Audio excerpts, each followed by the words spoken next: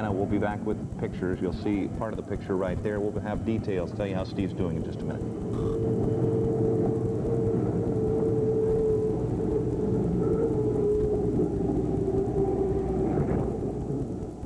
Steve Reynolds remains unconscious and in critical condition tonight following Sunday's crash in Madison, Indiana. Methodist Hospital officials in Indianapolis say Reynolds suffered a fractured skull, a dislocated elbow, and a broken toe in the accident. Officials say doctors have found no evidence of internal, neck, or pelvic injuries. Reynolds is on a ventilator to assist his breathing. Officials say his brain is responding to monitoring equipment. Yesterday's crash, Reynolds' second in the last 9 months. This crash occurred during the first lap of yesterday's third heat. Reynolds was leading Jim Kropfeld by about 200 yards when his boat lifted off the water and flipped over backwards. Race officials estimate the boat's speed at the time of the flip at between 160 and 170 miles an hour. Reynolds was removed from the cockpit unconscious. He was taken to a Madison hospital, later transferred to Methodist Hospital in Indianapolis. Steve Reynolds has experienced a high-speed crash before. During a test run on the Columbia River last October, Reynolds' boat broke a skid fin, sending the hydro upside down.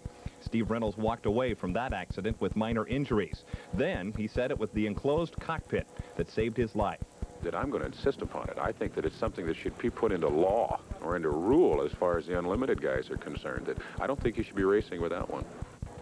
Kropfeld just missed yesterday running into Reynolds and the debris from the boat. It was less than 2 months ago that Kropfeld lived through a flip on Lake Washington in Seattle. Kropfeld, too, protected by an enclosed cockpit. Sure, Steve will be back just as strong as ever.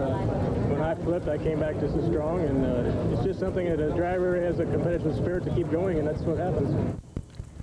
The final heat yesterday was never run. Kropfeld was declared the winner based on accumulated points in preliminary heats. The Cellular One boat owner Steve Woomer says the hydro is a total loss as both sponsons were ripped off on impact. You know, Charlie, it's the kind of accident that really brings to light the danger that's involved in a sport that we view and not even think about this kind of danger.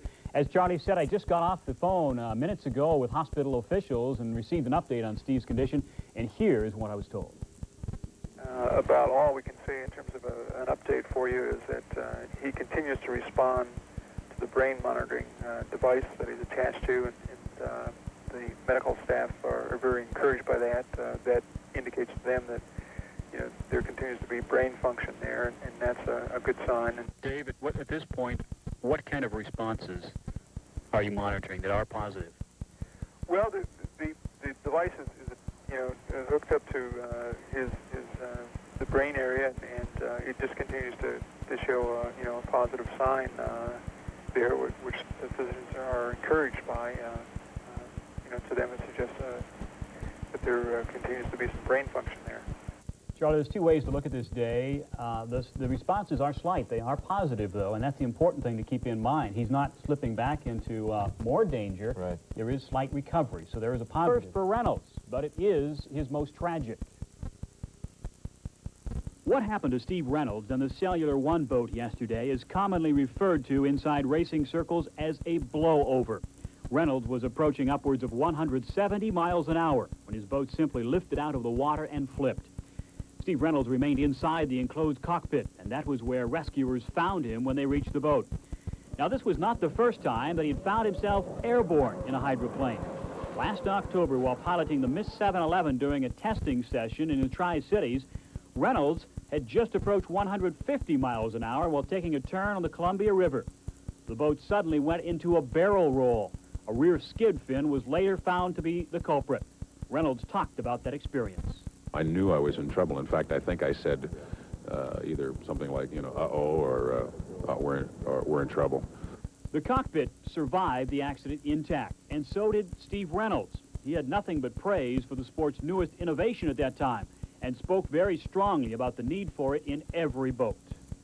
I think that it's something that should be put into law or into rule as far as the unlimited guys are concerned. That I don't think you should be racing without one.